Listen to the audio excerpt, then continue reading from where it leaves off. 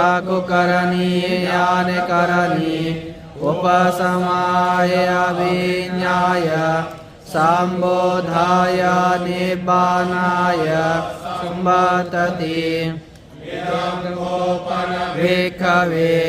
ทุตังอริยสัจจังญาติปิดุขะจาราปิดุขะญาติปิดุขะมรณะปิดุขังอันเตสังขโยโดทุกขวิปโยโกทุกขชังนาลวติตามปิดุขังสังคิเตนะปัญจุปาทานขันธทุกขังขเว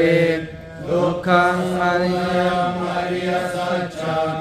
ยายังตัณหาโพโนภวิกานันติราคะสกตาตัตระวินันตินิเสยทิตังกามตัณหาภวตัณหาวิภวตัณหาอิดังโก